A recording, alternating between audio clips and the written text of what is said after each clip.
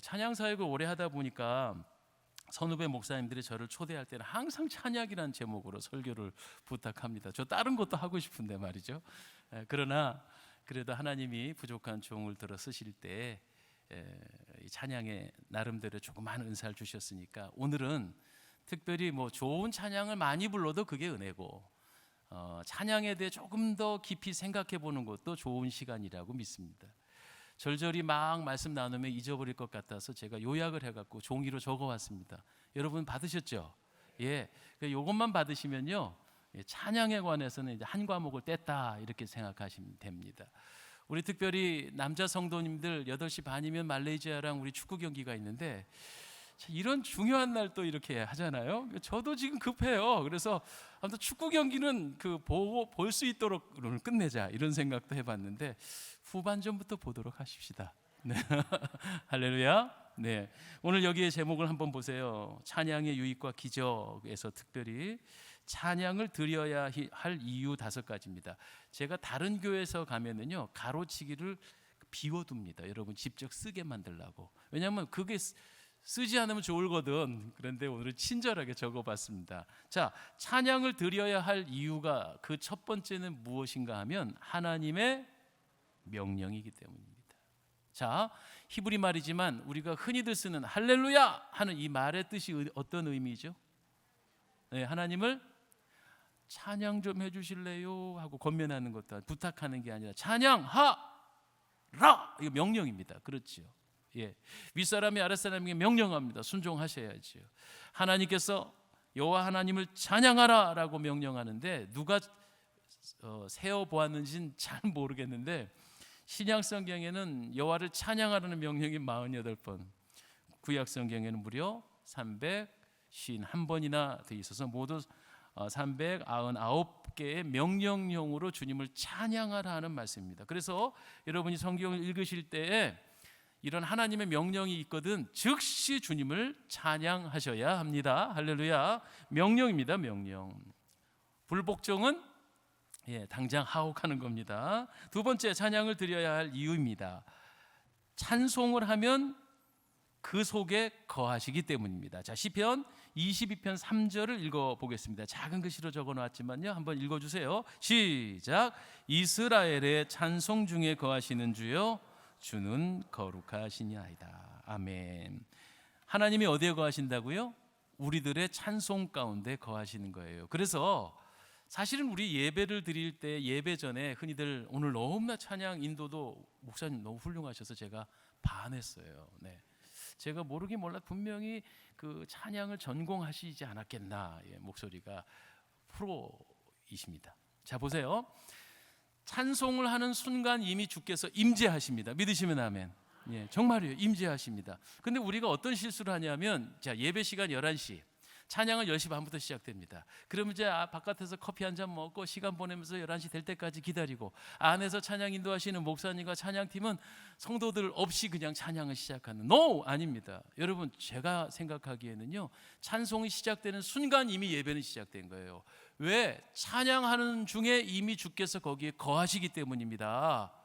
그러니 우리가 쓰는 말 중에 고쳐야 할 말이 자, 다 함께 찬송가 311장으로 준비 찬송하시겠습니다. 천만에 준비 찬양이란 말은 없어요.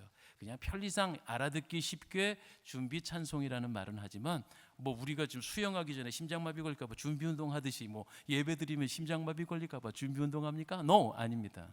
찬송이 시작된 순간 이미 주께서 임재하시는 게이기 때문에 심지어는 적극적으로 주일 낮 예배가 11시 예배다 아니면 11시 반이다 적어놔야 돼요. 그리고 찬양이 이미 시작되는 게 예배의 시작이라는 사실이죠. 부탁입니다. 이번에 오늘 이왕에 다시 회복의 자리로 했으니까 우리가 찬양과 예배와 하나님의 임재에 대한 고정관념을 바꾸어서 찬양을 드리는 순간 온 성도들이 예배가 시작됐구나, 주님이 이 자리에 함께 계시는구나, 이것을 고백할 수 있게 되기를 바랍니다. 왜냐고요? 바로 찬송 속에 주님이 거하시기 때문입니다. 그래서요 저희 교회는 예배가 시작될 때 이런 찬송을 불러요. 예수 우리 왕이여 하는데요, 한번 그냥 막 쳐주시면 우리 함께 가사가 나올 것입니다. 아시는 분은 따라서 한번 불러주세요. 임재하실 주님을 찬송합니다. 예수 우리 왕이여, 예수 우리 왕이여, 이곳에 오셔서 보좌로 주여 임하사 찬양을 받아 주소서. 주님을 찬양하오니 주님을 경배하오니 왕이신 예수여 오셔서 좌정하사 다스리소서.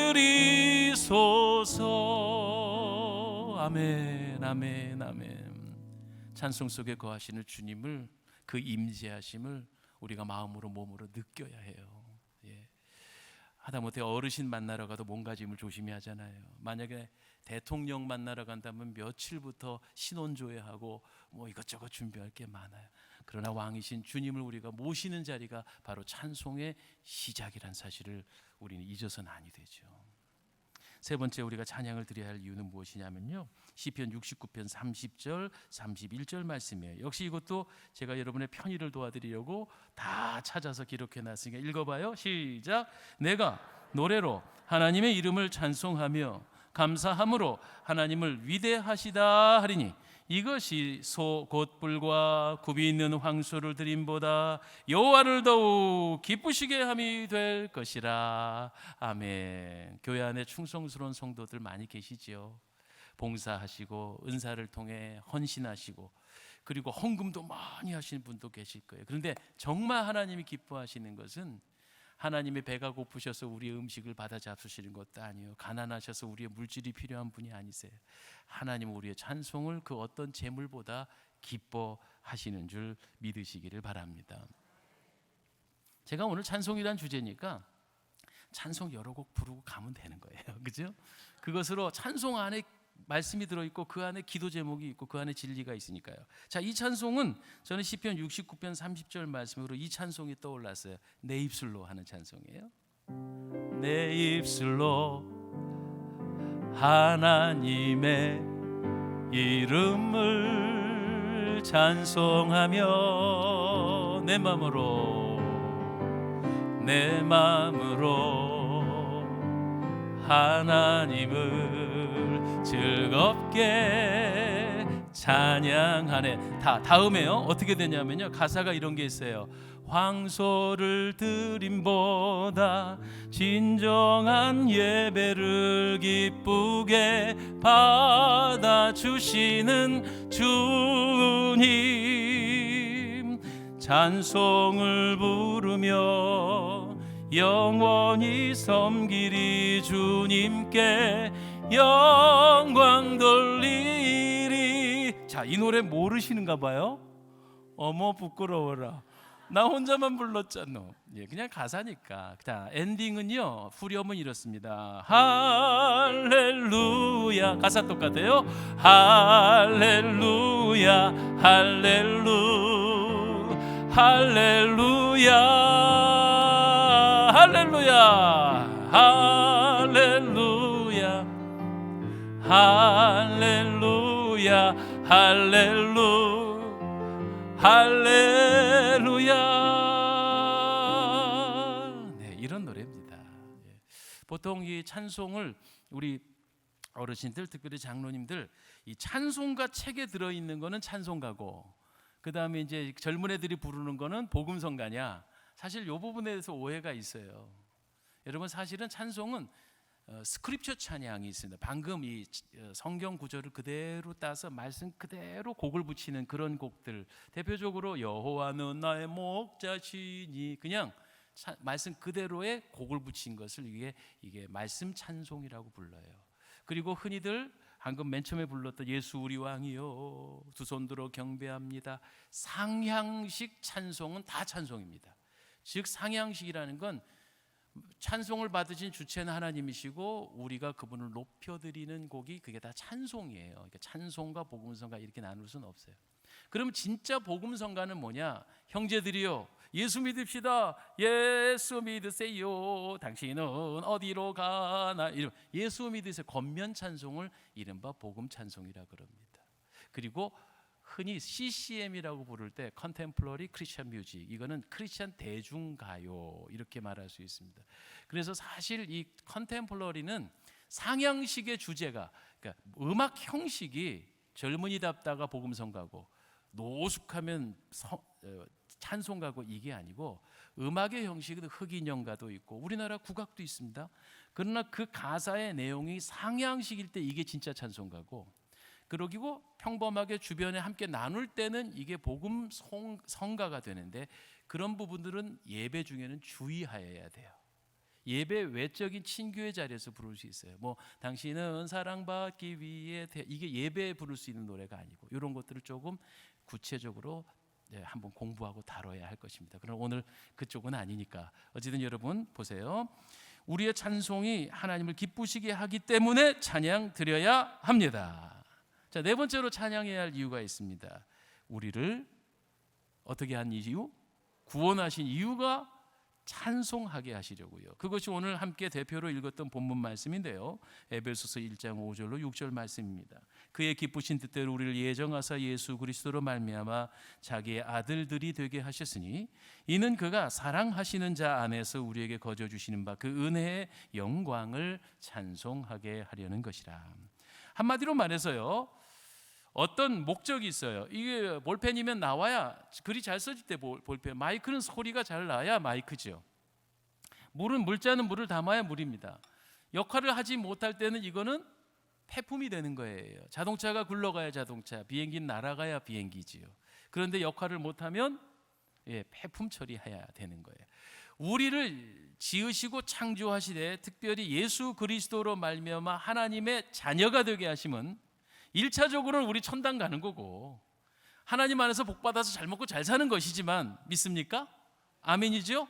예수 믿는데 망하려고 할 사람은 없는 거잖아요. 그러나 하나님의 궁극적인 목적은 우리가 그 구원의 영광을 하나님께 찬미하게 만들려고 우리를 예수 그리스도의 엄청난 핏값을 통하여 하나님의 아들, 딸로 만들어 주셨습니다. 그러므로 우리의 입술이 찬송을 하지 못하면 목적과 용도가 맞지 않는 것이기 때문에 어떻게 될까요? 용도 폐기됩니다. 이게 굉장히 어쩌면 엄한 말이죠. 아유, 목사님, 나는 노래를 할 줄 몰라서. 아니요. 목소리가 이쁘고 안 예쁘고는 우리 목사님 같은 은사 있는 분들 얘기고, 꼭 노래를 예쁘게 잘 불러야 그게 찬송이 아니라, 뒤에 나올 것이지만 진정한 찬송은 하나님께 영광 돌리는 우리의 마음 준비지요. 그래서 여러분 구원받으셨고 천국 백성 되신 거 믿습니까? 아멘입니까? 그러면 1차적으로 해야 할 게 뭐예요? 그 구원의 영광을 찬양하시기를 바랍니다. 이것이 바로 우리가 찬송해야 할 네 번째 이유가 되겠습니다. 다섯 번째입니다. 히브리서 13장 15절의 말씀 읽어볼게요. 다 함께 읽어요. 시작. 이러므로 우리가 예수로 말미암아 항상 찬송의 제사를 하나님께 드리자. 이는 그 이름을 증언하는 입술의 열매니라. 오호라, 입술의 열매구나. 저는 농사를 한 번도 지어본 적이 없습니다. 그래서 사실 저희 익산 사랑의 동산교회가 자랑이 아니고 국내에서 교회를 통틀어서 제일 넓은 부지 15,000평입니다. 잔디밭으로 축구장이 있습니다. 정식 축구장이 있고요, 정원이 있고 과실수가 가득합니다. 그래서 계절마다 과일을 내어 놓거든요. 근데 제가 농사를 모르니까 봄철에 나무만 봐가지고 이게 감나무인지 사과나무인지 배나무인지 모르겠더라고요. 여러분 구별하실 줄 아세요? 전 잘 몰라요. 근데 가을철이 되면 감나무면 감이 열리고요, 사과나무면 사과가 열려요. 그래서 오호라, 이게 사과나무였구나 라는 걸 알게 됩니다. 즉 무슨 말이냐면, 그 나무는 나무 이파리를 보고 아는 사람도 있겠지만 나무에 무엇을 보고 한다? 열매를 보고 한다. 그러면 우리 성도가 성도답다라는 것과 세상의 사람들과 구별되는 것을 무엇으로 알 수 있느냐? 입술의 열매로 안다는 거예요. 조금 더 극단적으로 나눠서 세상의 사람들 불평하고 원망하고 조건에 따라 두려워하고 뭐 이런 여러 가지 세상은 조건에 따라 이리저리 왔다 가는 일비일희하는 세상이에요. 왜? 그분들은 세상에 갇혀 사니까. 우리는 그러나 예수 그리스도를 믿는 하나님의 자녀들은요, 무서운 일이 있어도 감사, 어떠해도 찬송. 그러니 그 사람의 입술의 열매라는 건 입을 통하여 나오는 여러분의 소리를 보면 아, 이분이 그리스도인이구나, 세상 사람이구나라는 걸 알아진다는 이런 말입니다. 아까도 인사를 나눴습니다. 당신 덕분에 살맛이 납니다. 네. 서로 보면 압니다. 아, 이분의 신앙이 지금 건강한지, 참으로 훌륭한 신자인지. 이마에 무슨 점수가 이렇게 딱 적혀지는 게 아니라 무엇으로 한다? 입술의 열매로 알아진다는 말이죠. 그래서 무엇보다도 우리의 입술에 정말 하나님의 거룩한 말씀이 담겨 있길 소원합니다. 제단 숯불에 내 입술을 대사 우리의 말 속에 나오는 게 거룩해지길 원합니다. 주님을 찬송하기를 원합니다. 이것이 바로 입술의 열매지요. 이런 노래가 있어요. 오 하나님 받으소서, 입술의 열매를 드립니다. 이 찬송이거든요. 오 하나님 받으소서, 왕께 드리는 제사를 소리 높여 주님을 찬양해. 홀로 하나이신 하나님 자녀된 우리 경배하고 나의 몸과 찬양을 드리네. 할렐루야 할렐루야 할렐루야. 입술의 열매를 드리오니. 아멘. 오 하나님, 오 하나님 받으소서, 왕께 드리는 제사를 소리 높여 주님을 찬양해. 할렐루야. 아멘. 예. 아멘. 워낙 이게요 다 아시는 곡이라고 생각하고 제가 뽑아온 건데 저 혼자 계속 독상을 하고 있답니다. 아이고 부끄러워라. 예. 그래 들을만 하십니까? 다행입니다. 제가 중학교 영동중학교 여기 다닐 때 제 생김새가 지금 그 눈썹이 그때는 더 눈썹이 짙어가고, 그때 당시 코미디언의 순학질 여사, 제 별명이 순학질이었습니다. 눈썹이 이렇게 붙어 있어갖고. 그리고 별명이 하나 더 있었습니다. 나훈아라고. 지금은 좀 너무 살기가 좋아져서 살이 풍부하게 익산 가가지고 너무 행복해서 살이 한 10kg 쪘더니 요즘은 살찐 나훈아. 울지 마, 울긴 왜 울어. 예, 이래요. 예, 그런데 더 이상 가면 안 될 것 같고. 그런데 지금 하나님을 찬송하는 사람이 되어 있어서 참 얼마나 기쁜지 몰라요. 저희 집은 믿지 않는 집에서 태어났고요. 제 이름이 뭐라고요? 네, 임자 재규입니다. 예.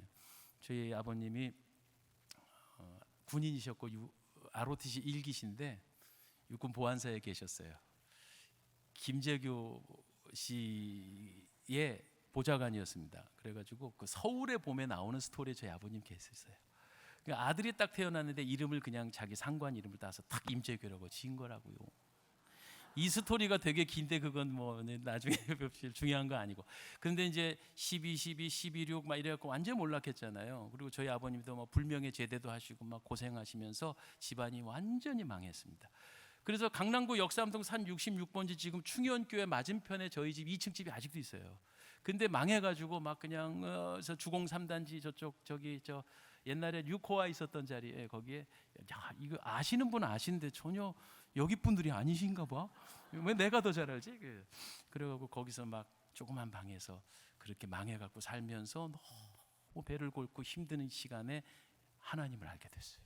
주변에 어떤 작은 교회 목사님이 고생한다고 저희들에게 쌀을 갖다 주셨어요. 어머니 아버지 다 피신 가시고 도망가시고 누님이랑 단둘이 사는데 막 끼니를 굶으니까 근데 어떻게 소식을 알고 쌀봉지를 요만큼 갖다 주신 거 그거 얻어먹고 살았는데 알고 보니까 그게 교회 성미였던 거예요. 예, 그 제가 어릴 적부터 성미를 먹고 자랐다니까요. 아무튼 그런 일로 믿지 않는 집안에서 예수님이 있게 됐습니다. 아무리 권력이 대단하고 강남 역삼동에 뭐 땅 투기를 해갖고 거부가 됐어도 쫄딱 망한 데면 아무것도 아니고 그러나 지금도 저는 역사를 제 멋대로 해석해 봐요. 역사를 제 마음대로 해석해 보는 거예요. 우리 집에 12.6, 12.12가 없었으면 우리 집은 예수 안 믿었다. 조금 더 적극적으로 12.6, 12.12가 아니었으면 나 목사 안 됐다. 맞다니까요 그게. 예, 그래서 저는 할렐루야입니다. 감사합니다. 자, 하나님의 우리의 입술의 열매를 하나님은 우리가 하나님을 찬송할 때 성도임이 증명됩니다. 입술을 통해서. 그래서 나눠드린 유인물에 나와 있는 것처럼 찬송이라는 것은 모든 구원받은 자들의 기쁨과 감사의 표현이요 곧 믿음의 결론이 됩니다. 시편 57편은 아둘람굴의 다윗의 고백시거든요. 아둘람굴이 뭡니까? 예, 건달 400명의 건달 배들과 사울의 압박을 피하여 광야에서 숨죽여 지내던 시대입니다.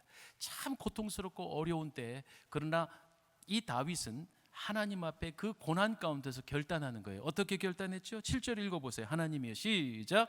하나님이 내 마음이 확정되었고 확정되었사 내가 노래하고 찬송하리로다.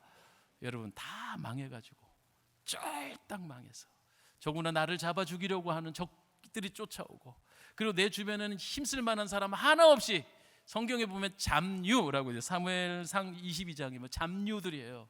쓸모있는 인간이 하나도 없는 그 건달패 속에 숨어있는 이 다윗이 얼마나 신세가 서글펐고 힘들었겠습니까? 이럴 때 찬송이 나오나요?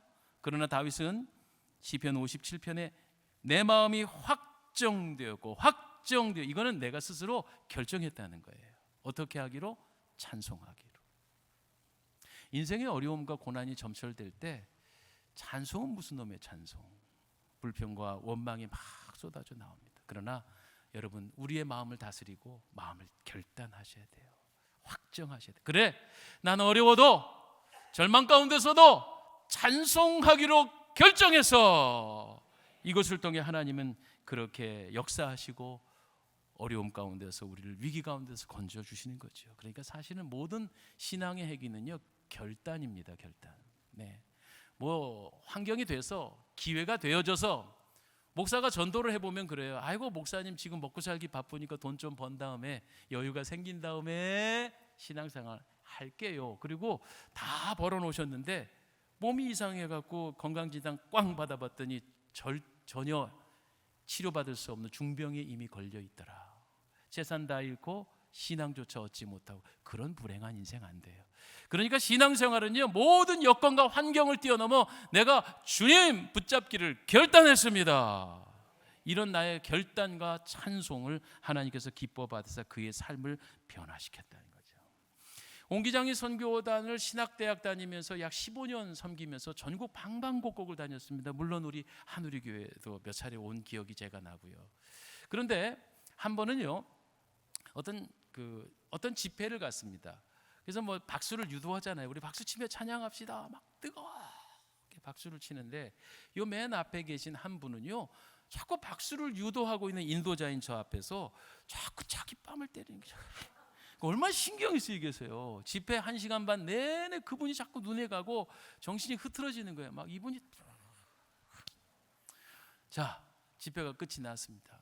은혜 받았습니다. 뭐 인사를 하고 저 이제 뒷문으로 이렇게 빠져나가면서 함께 악수도 하고 인사를 나누고 있는데 그분이 탁 하고 손을 내미는데 한 팔이 없으신 장애인이었던 거예요. 그러니까 박수를 치라 하니까 칠 데가 없잖아. 그냥 여기를 치고 계신 거예요. 제가 눈물이 왈칵. 은혜 감동. 여러분 칠 박수가 한 손이 없어도 자기 몸을 때려가면서 박수를 치는 거예요. 그러면 여러분 어떤 경우 찬송할 수 없을 만큼 절망적일 때가 있잖아요. 그럼에도 불구하고 오늘 제가 이 말씀드린 걸 기억하세요. 놀라운 것은요 절망 가운데 드리는 찬송을 하나님 기뻐 받으시고 절망 가운데서 기쁨으로 바꿔주시는 줄 믿으시기를 바랍니다. 자, 여기까지가 우리가 찬송을 꼭 해야 할 이유가 되는 거예요. 그렇다면 오늘의 진짜 주제인 찬송의 유익과 기적에 관한 것을 성경을 통해서도 좀 살펴보려고 합니다. 자, 광야 속에서 민수기 2장에 보면 출애굽한 이스라엘 백성이 중앙에 성막 성궤를 두고요, 그 다음에 12지파가 있는데 각각 동서남북으로 3지파씩 나눠서 대형을 이룹니다. 그리고 그 야영을 할 때는 중앙에 성막이 있고 그렇게 해서 밤을 지내다가 구름기둥 불기둥이 움직이면 이 성막이 맨 앞으로 제사장들이 메고 나가고요, 그 다음에 그 제사장 뒤에 구름기둥 불기둥이 앞장서고 그 뒤로 성막을 맨 레위지파가 앞장을 서고 그 다음에 동쪽 지파로 서 있는 3지파가 대형을 이뤄가는데 그 첫 번째 선봉에 서는 지파가 누구냐면 유다 지파입니다. 자, 동쪽은 유다 이사갈 스불론이고요, 남쪽은 루벤 시므온 간이고, 서쪽은 에브라임 므낫세 베냐민이고, 북쪽은 단 납달리 아셀인데 다 외울 필요는 없고, 아무튼 성궤 성막이 움직여 광야를 헤쳐나갈 때에 제일 앞장서는 지파가 언약궤 다음에는 유다 지파다. 그러면 왜 유다 지파냐? 영적으로 장자이기 때문이다, 뭐 이런 것도 있겠지만 유다라는 말의 뜻의 이름이 찬송이 올시다. 찬송이라는 말이에요. 그럼 유다 지파가 성궤를 메고 가는 제사장들 뒤에서 뭐 했을까요? 찬송하며 갔죠. 우리가 광야를 지나칠 때 하나님께서 우리를 능동적으로 돕고 계신 게 있어요. 피동적으로. 그러니까 우리는 하는 거 없지만 하나님의 은총으로 이끌어가는 게 만나와 메추라기, 구름기둥, 불기둥, 보통 이렇게 말하죠. 그러나 하나님의 은총 가운데서도 사람이 해야 할 일이 있어요. 그것은 다름 아닌 찬송이라는 거죠. 이 찬송이 광야의 그 수많은 척박한 환경을 극복해 나가는 힘이다. 우리가 인생을 살아가며 광야를 살아가는 것 같이 어렵습니다. 한 치 앞을 내다볼 수가 없어요. 어떤 일이 2024년도는 IMF보다 더 어려운 시대를 맞이할 거다라고 말을 합니다. 정말 이 국가 정세가 어떻게 변하는지 몰라요. 1월 1일 벽두에 송구영신 예배 드리고 딱 나왔더니 일본 서해 바다가 초토화됐습니다. 일본 사람들은 무슨 죄가 많아서 그럴까? 그게 아니라요, 지금 시대가 말세 지마를 향해 달려가고 있다, 이런 말입니다. 언제 내 인생을 내가 예측할 수 없는 시대를 살아가요. 그래서 출애굽을 연구해 보면 그게 인생이더라고요. 아무리 미래를 준비한 것 같은 권력가요 재력가도 내일 한순간을 알 수가 없는 거예요. 그러면 이 험악한 인생을 어떻게 승리로 이끌어갈 수 있느냐? 그것은 유다 지파처럼 찬송하며 나가는 것인 것을 믿습니다.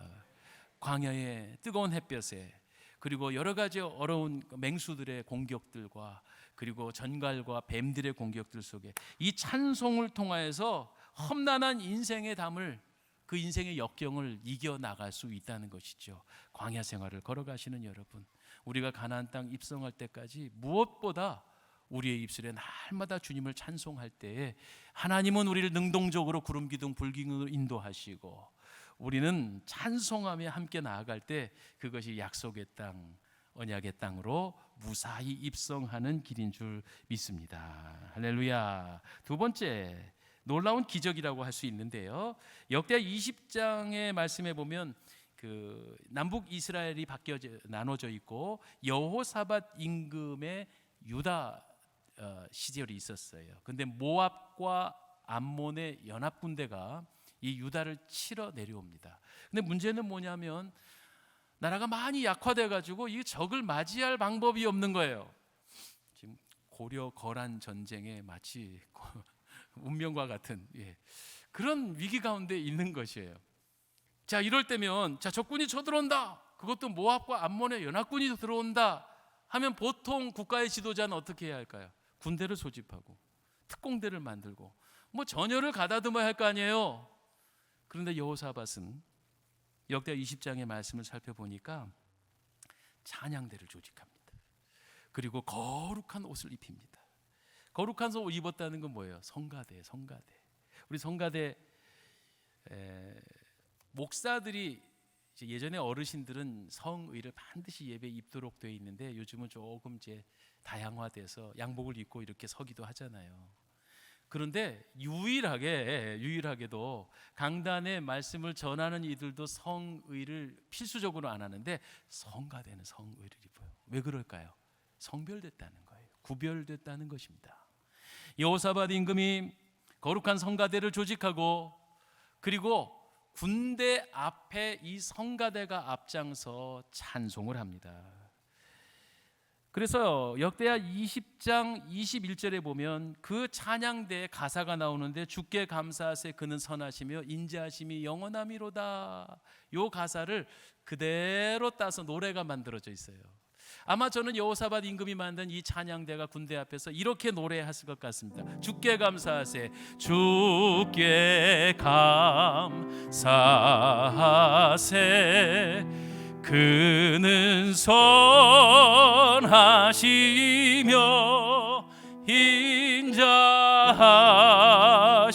인자하심이 영원함이라. 다시 한번 주께 감사하세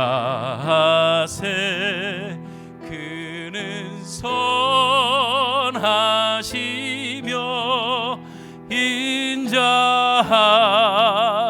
인자하심이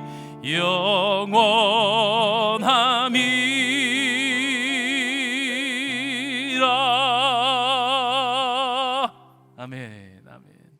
이 찬양대가 이런 영광스러운 찬송을 하나님께 영광을 돌릴 때 이 이스라엘의 유다의 군대들은 손 하나 안 쓰고요. 그때 천군 천사가 하늘로부터 내려와 동원돼서 모압과 암몬의 연합군을 초토화시킵니다.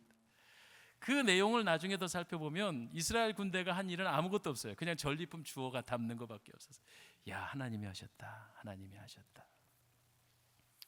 인생의 여러 가지 정적들을 만납니다. 정말 원치 않는 위험을 만나기도 하고요. 그런데 이것을 우리 힘으로 하면 힘대로 힘의 싸움일 뿐입니다. 그러나 찬양하면요 하나님이 대신 싸워 주시는 줄 믿으시기를 바랍니다. 우리는 찬송이 얼마나 위대한 능력을 갖고 있는가 하는 것을 오늘 성경을 통해서 구체적으로 확인해 보는 것이지요. 또 이런 일이 있었습니다. 빌립보 감옥의 바울과 실라 이야기입니다. 사도행전 16장에 보면요 바울과 실라가 빌립보에서 복음을 전하고 있었습니다. 그런데 한 귀신 들린 여자가 점을 치는데 이 바울이 가슴이 타는 거예요. 그 귀신 들려 점치는, 엄밀히 말하면 자신은 귀신이 들려 점쟁이가 돼 있지만 또 그렇다고 해서 편안한 삶을 사는 것도 아니에요. 그 점쟁이를 장악하고 있는 포주가 있었던 거예요. 바울의 마음이 타는 듯하여 그 귀신 들린 여인을 향해 예수 이름으로 명하니 귀신아 나가라 했단 말이에요. 그러니까 그 귀신이 이 점을 친 여인에게 즉시 떠나가게 돼서 여인이 정상으로 돌아왔어요. 박수 받을 일 아닙니까? 얼마나 좋은 일입니까?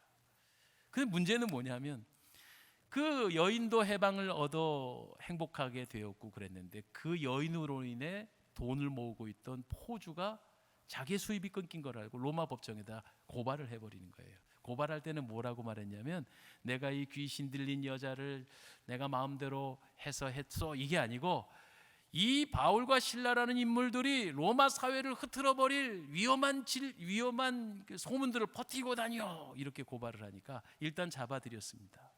그리고 감옥에서 행해지는 순서 그대로 바울과 실라를 매우 매를 심히 치고 그리고 나서 착고를 채워 감옥에 넣어버렸단 말이에요. 그 고고학 성서 고고학에 의하면 로마 법정에서 감옥살이를 할 때 사람들을 태형으로 칠 때는요.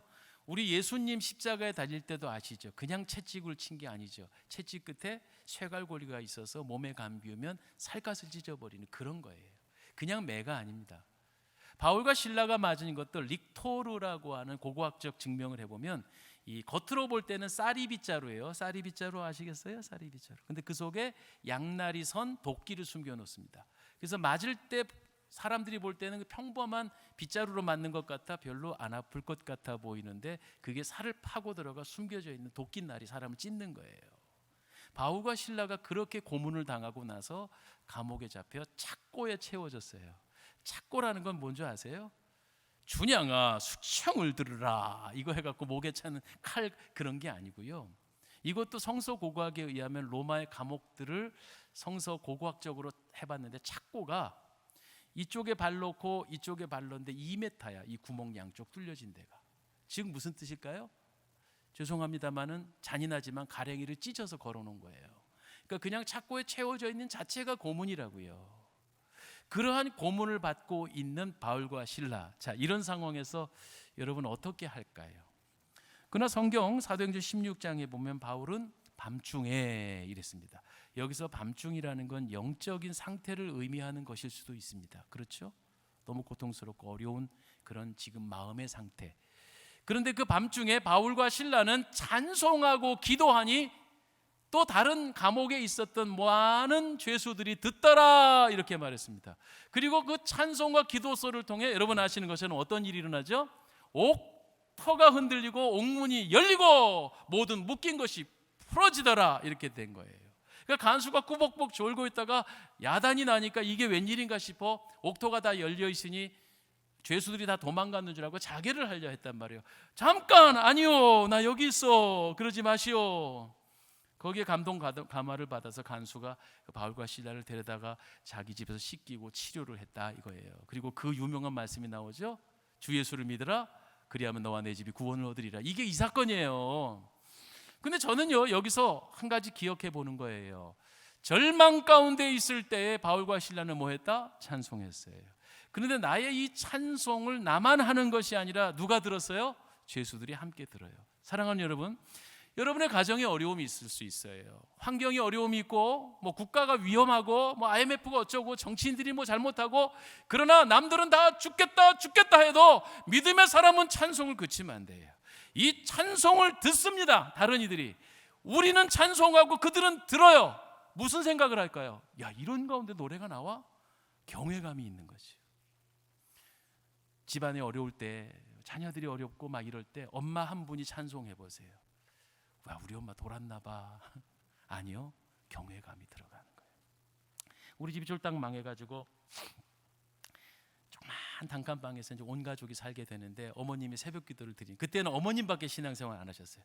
아버님이 막 화가 나셔서 그냥 너무 부정적인 사람이 되셨어요. 어머님이 교회 다녀오시면 막 화를 내시고 때로는 매를 대기도 하셨어요. 새벽에 어머님이 저도 이제 삐뚤어져가지고 삐뚤어질 때다. 이 얘기가 좀 긴데 어쨌든 좀 나쁜 짓을 많이 하고 막 못된 짓을 했어요. 어머님이 새벽 기도를 갔다 와 이 추운 날 새벽 기도를 다녀오시고 얼어붙은 손으로 아들 머리맡에 손을 탁 얹으면 저는 그때 잠이 깨는 거예요. 어떤 생각이 드는 줄 아세요? 이씨 또 잠 깨우네 이런 생각이 드는 거예요. 그럼 어머님이 기도를 하세요. 어머니 하나님 우리 아들이 가정이 너무 어려워져서 이렇게 삐뚤어져 가지고 몰래 담배도 먹고 내가 그걸 어떻게 알았지? 막 이런 거 있잖아요. 뭐 못된 짓 하고 다니는데 우리 어머니 아들 좀 지켜주세요. 그러면서 이 눈물이 범벅이 되셔갖고 내 머리에 눈물이 뚝뚝뚝 떨어지는 거예요. 네. 그런 중에도 나는 어머니가 설거지를 하실 때 흥얼흥얼하시면 나는 그때 교회도 모를 때인데 이런 노래를 주로 부르셨어요. 내일일은 난 몰라요. 그때 그 미니라 테이프가 있었어요. 미니라 테이프 닳고 닳도록 하루하루 살아요. 저는 안 믿는 아들로서 고등학생으로서 우리 어머니를 보고 어머니가 돌았나 너무 사는 게 힘드시니까 돌았나 이런 생각을 했어요.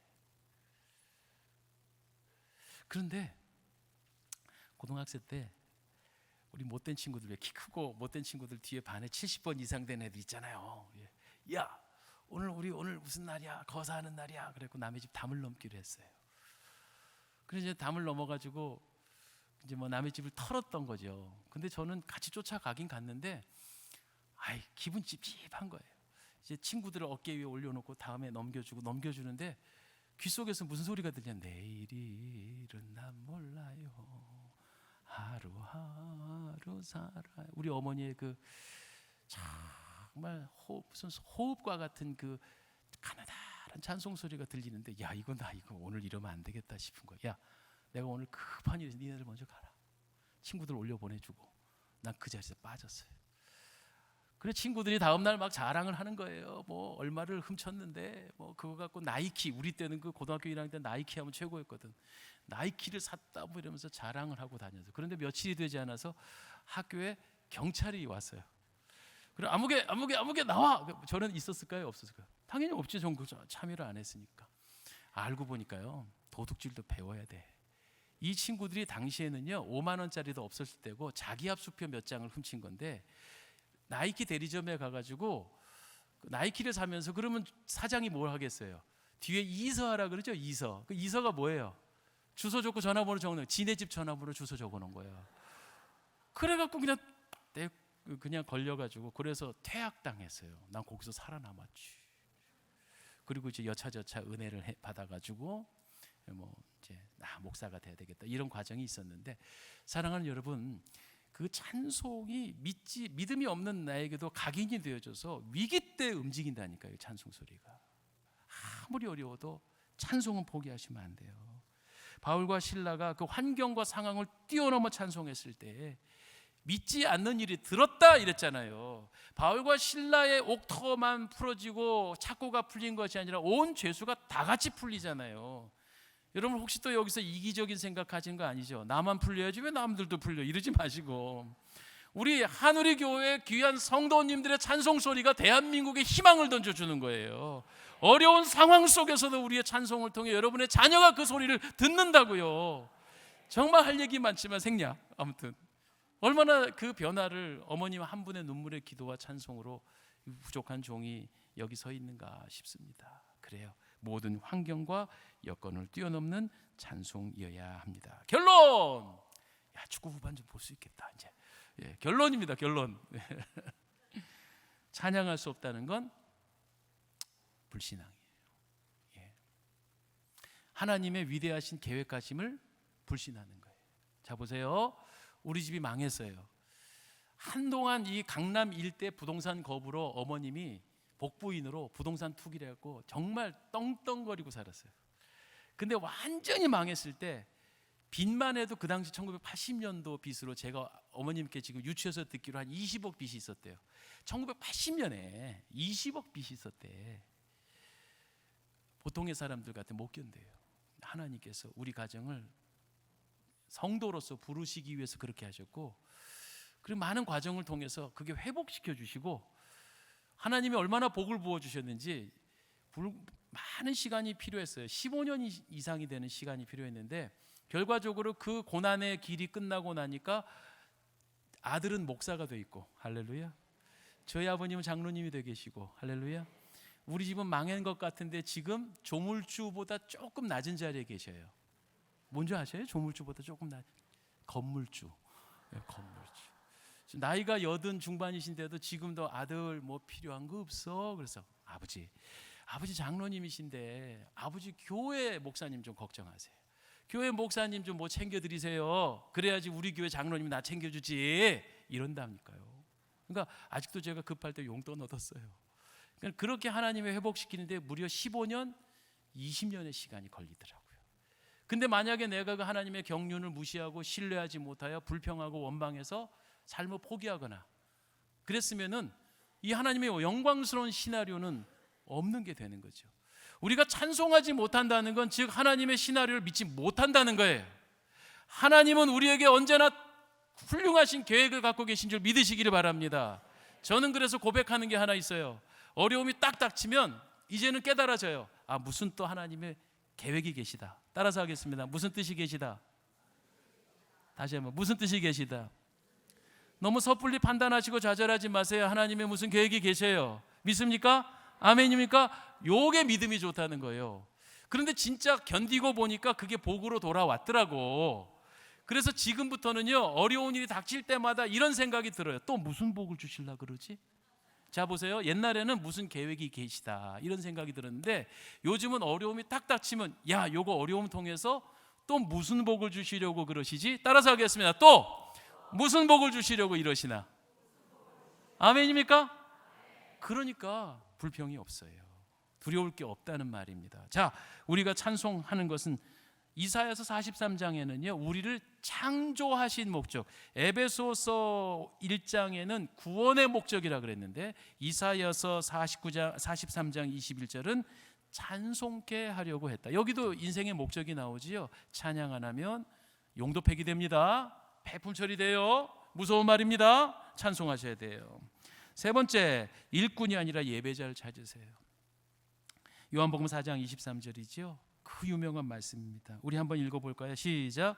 아버지께 참되게 예배하는 자들은 영과 진리로 예배할 때가 오나니 곧 이때라. 아버지께서는 자기에게 이렇게 예배하는 자들을 찾으시느니라. 예배가 찬송이요, 찬송이 예배지요. 예배는 받으러 오는 게 아니고 구경하러 오는 것도 아니고, 물론 예배를 통해 은혜 받으려고 오지요. 그러나 1차적으로는 은혜 받기 전에 영광 드리러 오는 거예요.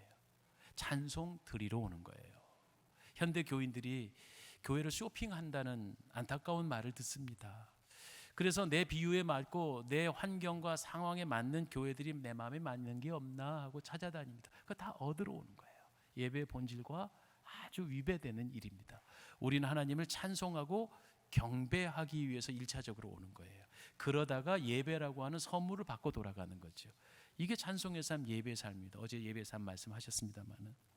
그래서 정말 훌륭한 일꾼이 되시는 것도 중요하지만 1차적으로는 온전한 예배자, 찬양자가 되셔야 일꾼도 함께 따라오는 겁니다. 예배에 영광을 올려드리고 은혜를 받는 일이 충족되지 않은 상황에서 일꾼만 되면은요 쉬 지쳐요. 나중에는 와 힘들다, 이게 율법주의가 되고 그리고 과중한 무게감이 와서 안 된다는 거예요. 은혜가 충만할 때 저절로의 봉사도 가능한 줄 믿습니다. 끝으로 마태복음 5장 16절에 절대적 찬송이 하나 있어요. 찬송은 내 마음과 정성을 다해 주님을 올려드리는 건 줄 알았는데 이거보다 더 수준 높은 찬송은 뭐냐면 말씀만 봐요. 읽어봐요. 시작. 이같이 너희 빛이 사람 앞에 비쳐서 그들로 너희의 착한 행실을 보고 너희 하늘에 계신 너희 아버지께 영광을 돌리게 하라. 이 무슨 얘기예요? 나의 모습을 바라보고 나를 아는, 믿는 사람이든 믿지 않는 세상 사람이든 간에 야 네가 믿는 하나님 진짜 계시네, 야 니네 신은 진짜 신이네, 내가 믿는 신은 헛개비인데, 이렇게 돼야 이게 진짜 찬송이라는 거예요. 즉 뭐다? 우리의 찬송은 노래를 잘하는 것도, 노래를 잘할 수 있으면 얼마나 좋겠습니까만은 그건 은사가 다른 것이고 은사는 각각 다르게 받는 것이니, 그러나 찬양은 은사로 하는 것이 아니라 궁극적인 찬양은 참된 예배자가 되는 것이고, 두 번째는 나를 바라보는 사람이 내가 믿는 하나님을 높여드리게 하는 거예요. 이게 얼마나 위대한 일입니까? 그래서 우리의 착한 행실로, 구원은 행실로 받지 않지만 구원받은 자는 착한 행실의 열매가 필요해요. 그러니까 이 착한 행실로 나를 아는 세상의 사람들이 진짜 하나님은 위대한 신이다. 우리는 코로나라고 하는 어려운 관문을 통과했습니다. 교회가 지탄을 많이 받기도 했습니다. 그러나 세상 가운데서 야 그래 교회밖에 희망이 없다, 이런 말을 회복해야 하지 않겠습니까? 우리나라에 150년 전에 처음 기독교가 들어왔을 때 우리나라 신자율이 2%밖에 되지 않았어도 교회 믿는 마을에는 탐관오리가 가지 않았대요. 뭘 걷어먹을 게 없으니까, 하도 정직해서 사람들이. 33인 동의 중에 16명이 바로 크리스찬이었어요. 독립운동을 하는. 이런 여러 가지 선구자의 역할이 단 2%의 크리스찬으로 이 민족을 변화시켰다면 지금도 우리는 아직도 넉넉해요.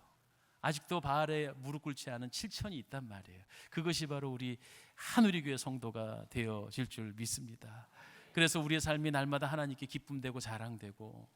재미있는 얘기 하나 하고 마칠게요. 우리 교회에 한 분이 별을 달았어요. 별. 대령에서 별이 됐어요.